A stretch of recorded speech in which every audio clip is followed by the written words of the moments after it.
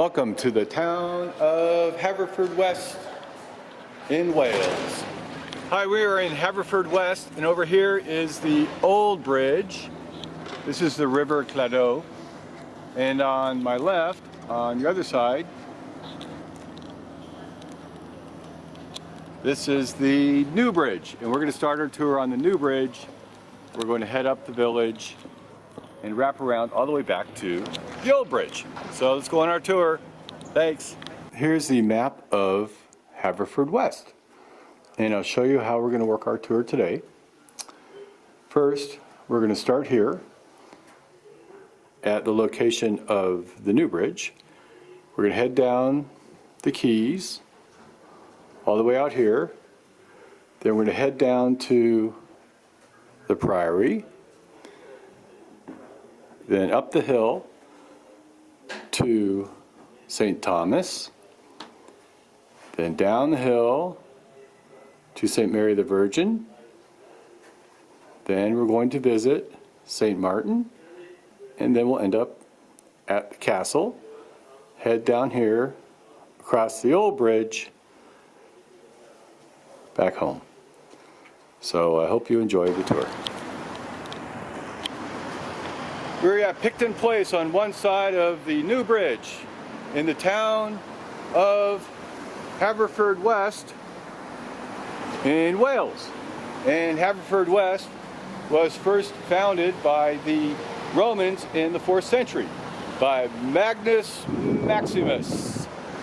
And after the Romans were here, we had the Irish and the Welsh and a lot of invading Vikings who came up River Cladow here, and that continued for about 600 years until William the Conqueror became king in 1066, and the village or the town of Haverfordwest became its own village in the year 1110, and it was founded by the Flemings from Flanders who came up with William the Conqueror.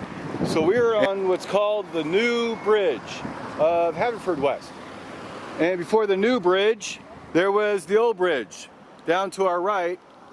And the old bridge is the only way in and out of Haverfordwest for trade. So a guy by the name of William Owen, he's an architect, he proposed to build this bridge in the year 1831. And he said, as long as I build it, I want to charge a toll. So the town council said that's okay, and with little negotiating, some problems negotiating with the local people here, he finally built the bridge in 1836. It opened. It is a toll bridge, but lo and behold, instead of paying the tolls, the local people always took the free bridge. So he didn't make any money, and eventually the town council paid him off and bought the bridge back from him. And originally he paid £2,000 for the rights to operate this bridge. So we're going to take the tour up the street, or down here, down the quays, and then up the street, and we'll end up all the way back at this bridge, the old bridge. Now here we are looking at the new bridge, and these are called the quays. The quays of Haverfordwest. And this is the River Cladow, and this marks the highest tidal point of the river. So the ships would come up to here during high tide, and they would take off their wares and add new wares on their ships for shipping back and forth from the mainland Europe up to Wales. And there's several quays on this side of the river, and this one right here where we are is called New Quay. If you turn up here to our right, you'll get to Quay Street. Now Quay Street is the street that leads to the main quays, and all the trade came in and out of Quay Street, and Quay Street served as the nerve center for the port. And along the town's sheriff's stores, pubs, brothels, and warehouses, this is very much like Canal Street in New Orleans and Market Street in Chicago. Now here we are on Old Quay, and here are the original iron rings in the stonework along the top of which ships were secured, and we can still see them today. There are also a few surviving 18th century warehouses along this path, which not only hold goods, but also served as meeting houses for the Quakers. And this perhaps is one of them over here, one of the old warehouses of New Quay and Old Quay. Here we are looking at New Bridge, and right next to New Bridge is New Quay, and here we have Old Quay. And here is a trout run, and the trout can swim up that channel hopefully and get to the other side. This is the Bristol Trader, and it's one of the oldest pubs in Haverfordwest, and it's named after one of the cities that they used to trade a lot with, Bristol. So the Bristol Trader. And on our right, this is one of the oldest original warehouses, and if you look closely, there's a plaque on the top of the building.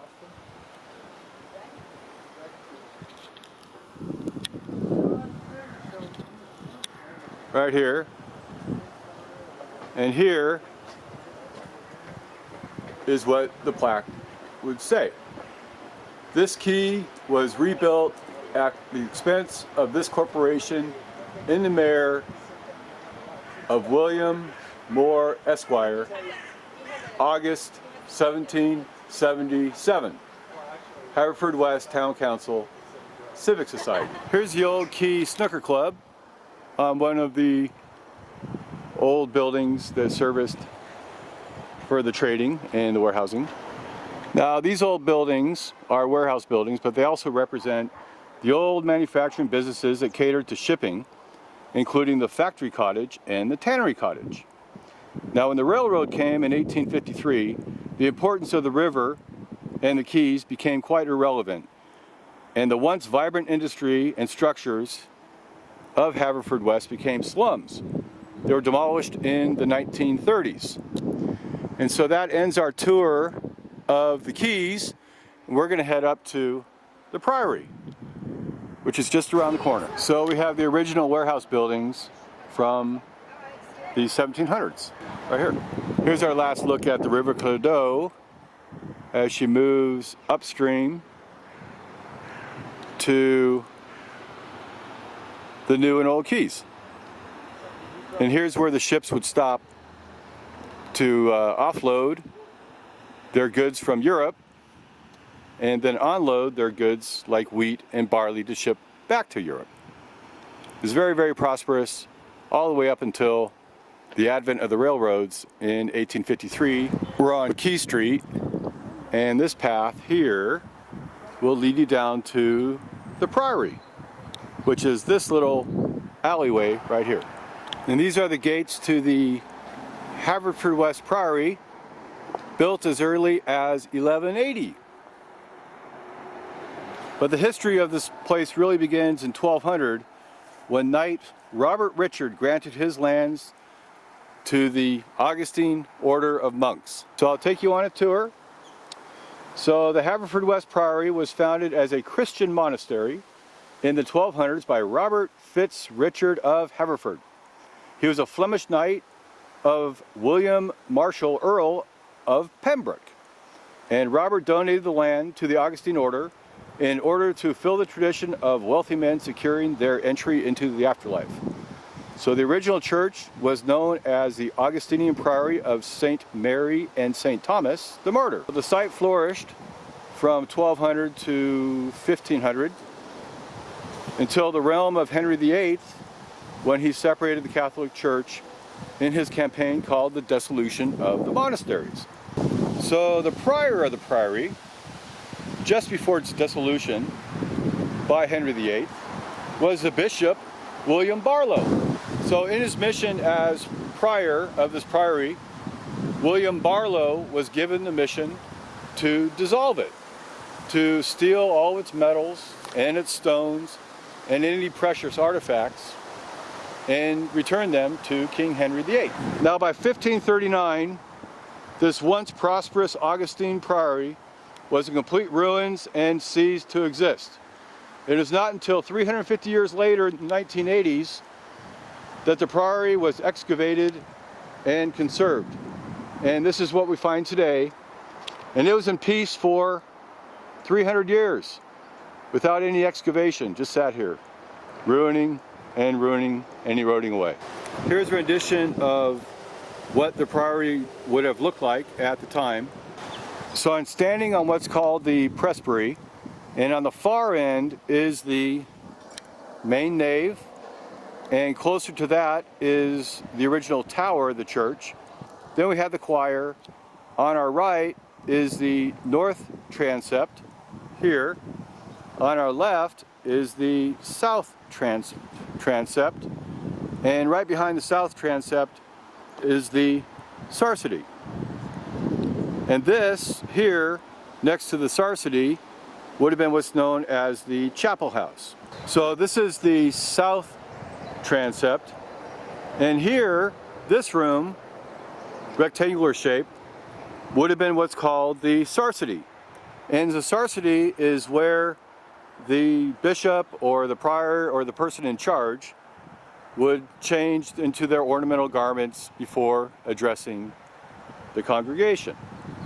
And next to the sarcity would be here is the chapel house. And then outside here we had dormitories, living quarters, carriage houses, who knows what else, but there are buildings out here as well. And where I'm standing, this is what's called Mary the Virgin Garden. And they're all men that lived here, all monks, and there wasn't a lady or a nun in sight. So the only lady you're going to find here is Mary the Virgin. So let's say goodbye to the Haverfordwest Priory. As we walk up Key Street from the Priory, we can see some of the original wall, and these are drainage holes for the wall on the way up to the old workhouse. Hi, we're at the top of Key Street, and this is the old workhouse of the town of Haverfordwest. And it was built in 1830 by William Owen, who's the same fellow who built the new bridge. So when the monasteries closed, there was nobody left to take care of the poor. So the town had what's called out relief. And the citizens of the town would collect supplies for the poor and deliver them to the poor, but eventually they couldn't handle it, so they built a poorhouse. And the poorhouses later evolved into workhouses. So if you were poor, you lived here, it became a workhouse, and then you had to work for your supper. So after World War II, the building here became a maternity hospital. And in 1980, it was adapted for housing. And here's how you find the original workhouse built in 1830 today. It's a housing residence. Here next to the workhouse is the Fenley Orphans Home, the old orphans home of Haverfordwest. So this street we're walking on here was known as the Parade. And the route was used for the pauper girls from the workhouse who were brought out here for their Sunday constitutional. So here we are walking up the path from the Priory to St. Thomas Church. And St. Thomas Church started in 1200 and is one of the oldest of 3 churches in the town of Haverfordwest. She's been doing it for 6 years. Seems like it's longer than you have. These are all the headstones of St. Thomas Church. This here is St. Thomas Church, and the most fascinating church in all of Haverfordwest. For much of the town's 900-year existence, it is the tower of St. Thomas Church here that has dominated the town. So St. Thomas Church originated in 1200 when St. Mary's, St. Martin's, and St. Thomas churches were gifted to the Haverfordwest Priory as a means of income. The church has been improved or rebuilt on several occasions, and this current building we see dates back to 1855. But the tower itself dates back to 1585. And there's 2 bells in the tower from 1585. The larger one is inscribed Sanctus Gabriel Ora Pro Nobis, which means Saint Gabriel, pray for us. And the smaller one is simply inscribed, Thanks be to God. So in the 17th century, it is said that Prince Charles II, who later became King of England, Scotland, and Ireland, married the local girl, Lucy Walter, in this church. In 1823, John James's body was stolen here in grave robbing episode, allegedly by the man named Dr. Bridgestock, a medical trainee. And this is the first and only grave robbing to have ever been known to happen in Haverfordwest. Perhaps Dr. Bridgestock is just none other than Dr. Frankenstein! Da-da-da! Continue down the street. Picture Palace. This building here is at the corner of Upper Market Street and Hill Street. And it was built in the 1850s as the corn market. It's another example of the architecture of William Owen. So by the early 20th century, the building became used for other purposes. And Sidney White, a businessman originally from Swansea, and his partner James Lowe, purchased and altered the corn market and renamed it the Palace Cinema. So the Palace Cinema was opened in 1913, and the first film here was Zuma, Queen of the Gypsies, directed by Baldassare Negroni. It was about a gypsy girl's sexy snake charmer who's purchased by a kind-hearted count and his wife. But yeah, you could probably fill in the rest of the story. It's not that hard to figure out what happens next. But in 1930, the first talkies were shown in the palace, and to herald the momentous event, a full-page advertisement in the Western Telegraph was taken out announcing the grand opening on the 24th of March with 2 films. On Trial, starring Pauline Frederick, and The Singing Fool with Al Johnson. So this is the Palace building, built in 1850. We're looking at the Foley House, designed by John Nash. John was born in London in 1752, and he's trained as an architect. He declared bankruptcy in 1783. He fled to Carmarthen, where his family was originally from. For a dozen years, Nash remained in Wales, where his style developed. He's responsible for structural renovations of St. David's Cathedral and several impressive mansions and even 3 jails. So the Foley House here is described as one of John Nash's classical villas.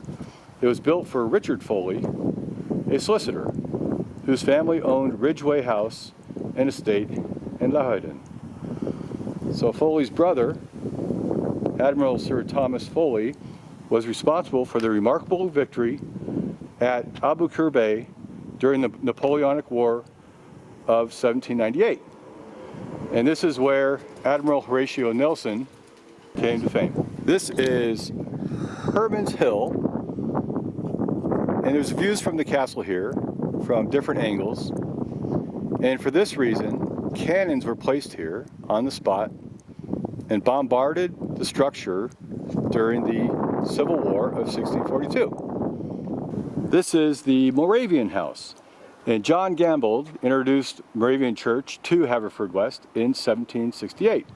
There is a substantial congregation existed in the town by this point, and used buildings in Haverfordwest Quay to hold meetings, and later converted houses on this site to be used as a meeting place in 1764. And after Gambold's death, a church is built right here on this site, with the first service being August 29, 1773. The last minister was George Harp, who had previously been a minister among the Eskimos of Labrador. And the church was demolished in 1960s, and it was replaced by the sheltered accommodation we see here called the Moravian House. This is Albany Chapel on the top of Hill Street. And this chapel was founded in 1638 by the first nonconformist group of worshipers in Haverfordwest. And William Owen, the architect who built the new bridge, was baptized here in 1797. And the church was remodeled later in the 19th century. General Sir Thomas Picton was born here in 1758. And Sir Thomas was a hero of many battles of the Peninsula Campaign during the Napoleonic Wars. But he died at Waterloo in 1815. So this is Market Street, and Market Street used to be called Shoemaker Street because it was the home of the town's cobblers. A few of these buildings were once leather preparation and actual shoemaker factories, and a few of them have little outcroppings which house these factories. In the 1830s, the town's main market area in front of St. Mary's Church moved to the top of Shoemaker Street, and then Shoemaker Street here became known as Market Street. And by the 20th century, Market Street hosted the Market Hall, where constant entertainment was always found. From boxing matches to dances, auctions and elections, with great politicians making speeches to huge audiences. Now this building here, near the bottom of Market Street, is the Commerce House. And the Commerce House was founded in 1860. It's an immense department store, was considered the finest and biggest in all of Wales. The top floor was used as dormitories to accommodate the staff, who went home Saturday night to assist their families, only to return on Monday to go back to work. At the top of the Commerce House were two statues from 1894. This one was called Import, and the other one over here is missing, would have been called Export. This here is St. Mary's Church, built in 1200 by the Flemings. And the Flemings were noted craftsmen, and the income generated from this illustrious river trade was enough wealth to sufficiently support the three large churches of the town. The oldest church was St. Martin's, but all three were built within the first 100 years. So St. Mary's has the closest affiliation with the town council and the politicians, and is one of the most important churches in Wales, and almost described as having cathedral proportions. This is a 13th century tower on the other side, and it houses the church bells, each with its own inscription, and the clock dates back to the mid-17th century. Now, unlike most of the other churches of this era, this one has never been renovated. The only thing that it has is a new roof from the year 2005. So what you see here is St. Mary's Church in its original structure from the year 1200. That's a wonderfully old, beautiful church. So we'll just walk around and see what it looks like on the back side of the church.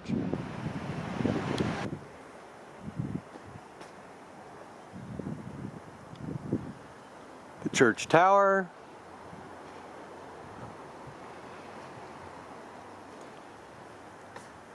Here's our main entrance.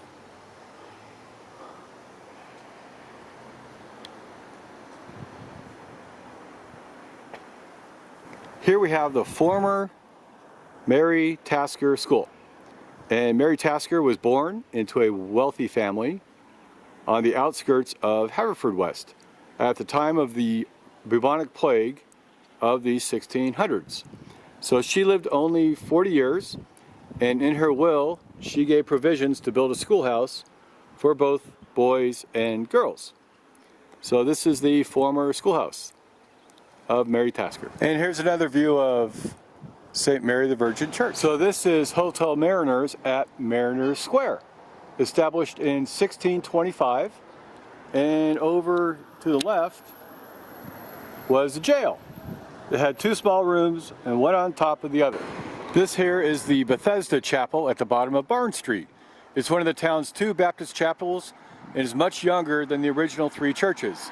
This current church was built in 1878 at a cost of £2,199. It's the third chapel to be built on this site, and is built partly in the Romanesque style by George Morgan of Carmarthen. And he incorporated his hallmark round-headed windows and a fine central wheel window in the front elevation. The huge, beautiful interior can accommodate 900 people. And this is the impressive Tabernacle Congregational Chapel of Haverfordwest, erected in 1774 by a group of Calvinists. In 1790, the Calvinists moved out of the tabernacle and it became an independent congregational chapel. This is the Methodist Wesleyan Chapel, built in 1818, and later it was closed in 1985. And John Wesley was the founder of this chapel, and he also constructed the first preaching house on the north side of St. Martin's Church, which he described as himself as the neatest in Wales. This is St. Martin's Church, dedicated to St. Martin of Tours. It was built before 1120, when Haverfordwest was only 10 years old. It's the oldest church in this town. It is probably the first structure built in this area and is most recognizable by its octagonal stone steeple. The tower and the spire were added much later. So in the early 1200s, St. Martin was given to the Augustinian Priory, as well as the two churches we also visited, St. Mary's and St. Thomas. So like most of the churches in this area, attendance fell, the churches went into disrepair, and they were closed. And they say it's probably due to the lack of education and the rise in drunkenness of the church vikers. So the interesting thing about St. Martin's Church is the graveyard here is on elevated ground. And it's said that after 900 years of burying people on top of each other, eventually the ground is going to be elevated. So right here you have 900 years of people all buried on top of each other in St. Martin's Church Cemetery. And here we are at Haverfordwest Castle, protecting the village of Haverfordwest. And up here, if you remember, this is St. Thomas Church Tower, and cannons were placed up there to shoot at the castle. And they never, this castle never was defeated. Never defeated by the Welsh, or during the Civil War, or the Vikings, or any other enemy. So it always was a great defense for the residents of Haverfordwest. Here's the inside of Haverfordwest Castle. Now, the castle was built in 1110 by Tancred the Fleming. And for the first 50 years, it was a timber structure. The only original stone building was a fortified rectangular tower on the northeastern corner of the castle, which stands right here. So in 1188, the chaplain under Henry II, Gerald of Wales, visited the castle while recruiting for the Third Crusade. And most of the stone construction was completed over the next 40 years by Gilbert de Clare, Earl of Pembroke. In 1210, King John gave the castle to William Marshall, who continued construction of the fortress. And it paid off, since in 1220, he was attacked by Llywelyn the Great, King of Wales, who was able to burn down the town but failed to take the castle. This building here is the male prison, and the prisoners used to be kept inside the castle grounds, But during the plague, they didn't want all these sick people hanging out with them, so they built this prison to host or house all the sick male prisoners, to keep it nice and clean and cozy and sanitary inside the castle.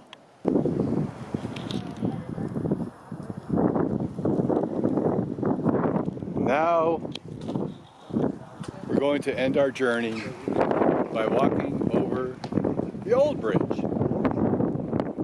The old bridge was originally a wooden bridge